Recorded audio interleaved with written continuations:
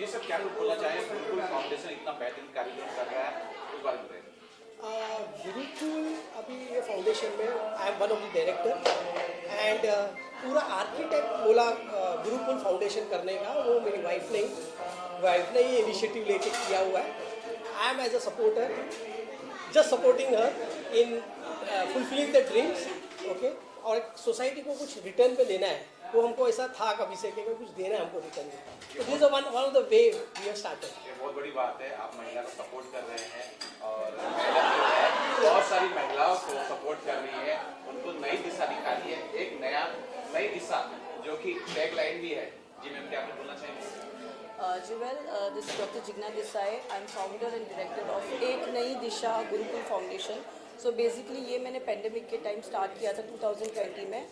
तो जैसे जैसे मैंने इसको स्टार्ट किया, फिर मैंने सोचा कि क्यों ना हम इसको लीगली रजिस्ट्रेशन कर लें, क्योंकि कभी भी कोई भी काम अगर हम ऑफिशियली करते हैं तो हमेशा गवर्नमेंट को भी हमें सपोर्ट करना चाहिए। तो मैंने इसका प्रॉपरली लीगली ऑफिशियली रजिस्टर्ड किया सेंट्रल गवर्नमेंट में, जिसके थ्रू हम आगे बढ़ के, क्योंकि मेरा बचपन से मिशन यही था कि बस लोगों की सेवा करें। जब से मैं छोटी थी तब से मेरा एम्बिशन यही था कि लोगों की सेवा करें, लेकिन तभी मुझे पता नहीं था ये कैसे होगा।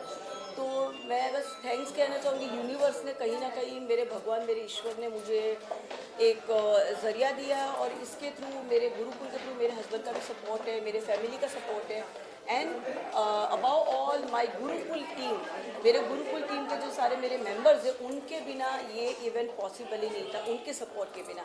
सो मैं मेरे टीम को बहुत ही शुभकामनाएं देना चाहती, thanks for standing with me. और इतना बड़ा आयोजन हमने किया, और बस आगे हमारी यही इच्छा कि लोग आए, हमें सपोर्ट करें, और इसके माध्यम के थ्रू हम जैसे ओल्ड एज होम्स है, या फिर गर्ल्स एजुकेशन है, या कैंसर पेशेंट्स है, आगे बहुत सारे हमारे मिशन है।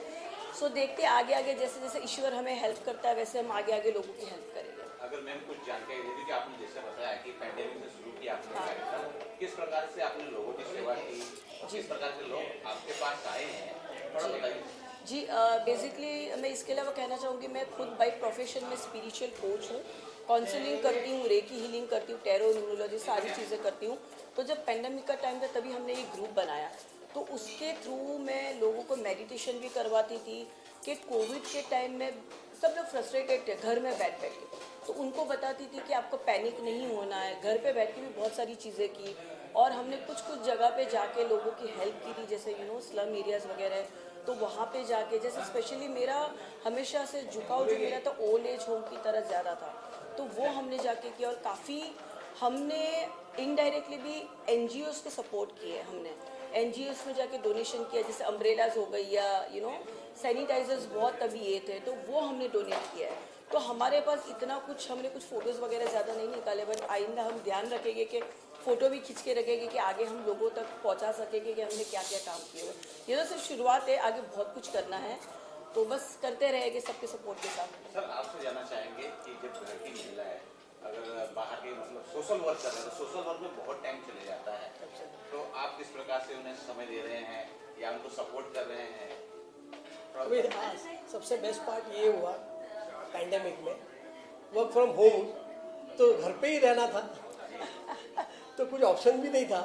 तो वो इस तरह से कभी कभी इसका आयोजन, कुछ प्रोग्राम होता था तो उसको सेवा करना पड़ता, जाना पड़ता था, तो मैं घर पे बैठ के, चलो मेरे दोनों डॉटर हैं तो संभाल लेते थे, एक दूसरे को बैलेंस करके चल रहे थे, ऐसा करके गाड़ी अभी तक हमारी चली। या मैं ऑफ कोर्स सबसे पहला सपोर्ट मेरे हस्बैंड का है। देखो, एक लेडी की लाइफ में, वुमन की लाइफ में, वो अकेली नहीं उड़ सकती है। अगर जब तक उसके हस्बैंड का या फैमिली का सपोर्ट नहीं होगा, तब तक, अगर इनकी परवानगी, ये सपोर्ट नहीं होता, तो मैं बाहर यहाँ तक नहीं पहुँच पाती।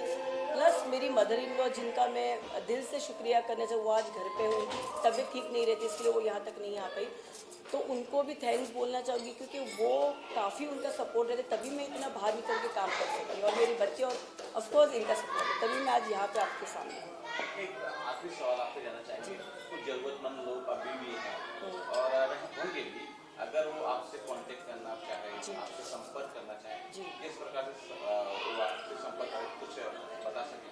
जी बेसिकली हमारा ये जो ऑर्गेनाइजेशन है ये वेबसाइट भी हमने इसकी बनाई है, तो हम इसका भी प्रचार भी, जैसे मैंने कहा ये शुरुआत है, तो हमें बहुत सारी चीज़ें लेके आनी है, तो धीरे धीरे हम आगे बढ़ेंगे। अभी ये इवेंट के बाद हमें जाके ड्राइव भी करना है, मतलब लोगों के साथ जाके सेलिब्रेशन करना है, ओल्ड एज होम जाना है, बच्चों के साथ जाना है, मतलब बहुत सारी चीज़ें करनी है।